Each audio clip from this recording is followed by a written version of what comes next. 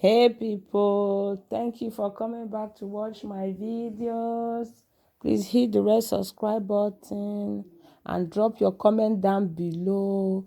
I will see you guys in my next video. Bye. We are our own enemies. We are the deadly virus infecting one another. I read an article that talks about a man said, I got the opportunity to meet 6 rich Ghanaian men, and I asked them this question: why are they not building factories for the youth of this country to get a job to do? These 6 rich businessmen burst into laughter as if I have said something funny. Then one said, the people shouting, no food, no jobs are all thieves. The writer said, I said, really? I was shocked. And the man then went on. He said, I run a manufacturing business and trading business. He said, the biggest challenge in my manufacturing business is not electricity. It is not infrastructure. The biggest challenge is getting honest staff. Everyone we hire appears to be on a mission to steal as much as possible. They will inflate invoices, recording less than the actual number of units produced. The worst part of it all is that all the fraud we have uncovered is not done by a single person. It is usually many staff who collude with each other, from the production line to sales to finance and even to top management. The businessman said, there was a year I overhauled management 3 times. I now use Indian expatriate management. So competent, so honest, and so straightforward. I thought they were expensive at first, with all the visa fees, accommodation, house staff, but now that the losses due to staff theft have been reduced to a minimum and efficiency increased, the Indian management has turned out to be cheaper than the previous African Ghanaian management. Now all sensitive positions involving money go to Indians. Africans are only allowed in non-sensitive positions.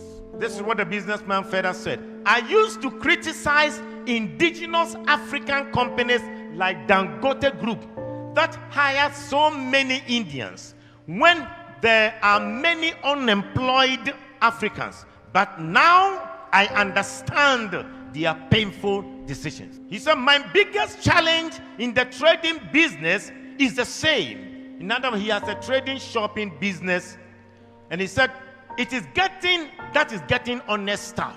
The form of trading occurs in open market and involves staff having access to huge sums of money running into few millions. I know how much I pay to security companies to provide the escort for the staff, not to prevent robbery, but to ensure that the staff will go straight to the bank and will not run away with the money. This money spent on security companies is even enough to be declared as profit. He said we have to spend a CCTV, biometric scanners, and other things that wouldn't be needed if the staff weren't looking for opportunity to steal. He said it got so bad at a point that my own criteria for employing a staff was no longer competence or certificate, but honesty.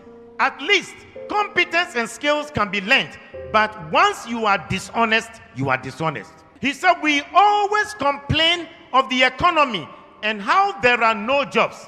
I know people abroad who would have loved to set up job creating businesses in Ghana, but they can't because they can't get a trustworthy person to manage the business. He said, I know people in Ghana with so much money. They want to start factories and other job creating businesses, but they can't because they are occupied elsewhere and they can't get any trustworthy person to run the business. Instead of investing in the real sector and creating jobs, they would rather buy treasury bills and keep their money than opening a business to employ Ghanaians. He said Dangote can open a shop and businesses in every African country in this world. But the problem is that they can't find good people and honest people to manage. He said their biggest problem is top government officials, the dishonesty between government officials that is preventing Africa to become better. He says start a small farm, and they start a small poultry farm, and they will steal the eggs. He said if they don't steal the eggs, they will intentionally kill the chicken and the fowls, and then they will ask you if they can take it home. Start an entertainment center or a game center, and then the money will go into the pockets of the workers. He said the day the sales will go very high, that is when the business owner is there himself. He said they forget that they are eating your money, but they are also eating their future. Buy a car and let somebody run it as a taxi, and then they will finish you. Start a restaurant, and the people will take half of the foodstuffs into their house for food. He said even the small business shops, the small kiosks in town people will still find a way to steal from the shop owners. The worst thing that happens is that they will make this code that that every person eats from where he works. They will justify the stealing. He said, I usually say the reason most Ghanaians haven't stolen billions of money is that they haven't gotten the opportunity. How can a businessman say that he managed his company and the Ghanaians he employed were running down the company?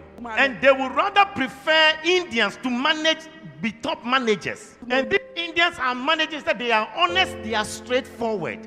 The Indians are not Christians, but most companies in Africa have trusted them because they can run their companies very well. 70% of the population are Christians here in Ghana. 17% or 16% are Muslim. You put that together, over 92% of the people in Ghana are religious. So you ask yourself the question, what is the use of going to church? What is the use of their being religious? And yet Hindus who are not Christians are more straightforward and honest to sustain a business than the people who come to church on a Sunday. We are our own enemies. The businessman said, you wonder why there are no jobs? The people you meet them on the streets, if they are asking for a job, you employ them today. Tomorrow they will run your company down. You employ members from your church and they will destroy your business for you. We are the Judases, betraying one another. We are our own enemies. Okuku Seku.